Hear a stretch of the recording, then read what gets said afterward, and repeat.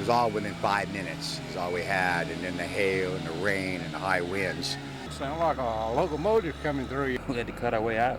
Friday's storm left this in its wake. It was coming right at us. So A winding road blanketed with broken branches. you knew what it was, and the winds were just so intense. I bet it was 100 miles an hour or more. Winds so powerful, trees twisted from their trunks and became splintered stakes. It was throwing loaded buckets of mud, drywall compound. These things weigh like 70 pounds apiece. It was just throwing them off the deck like they were nothing, like they were empty pails. At first glance, Philip Johnson knew what it was. That's a tornado. I mean, look at it. This thing is so black, and you can see the clouds. And I was seeing them later on during the day. It looked like funnel clouds even, but they just never really developed like this one did. One resident we spoke with described this area as ground zero, and after looking around at the damage and destruction, it's hard to argue with him.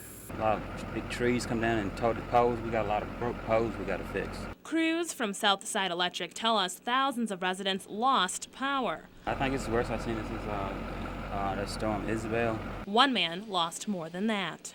When the winds came through and blew all these trees over, one of the horses got trapped. It was my oldest boy. He said, "Bill, forget the chainsaw. You know, you got to bring a gun." The horse's legs are broke. Rainbow, a 3-year-old horse, was like a member of the Johnson family. He lies here, covered by a tarp. That's a picture you have to have in your head for the rest of your life. The family cannot bury him until they can clear a spot in the yard, and so they work tirelessly, cutting away trees. In Pittsville, Dominique Ricks, ABC 13 News.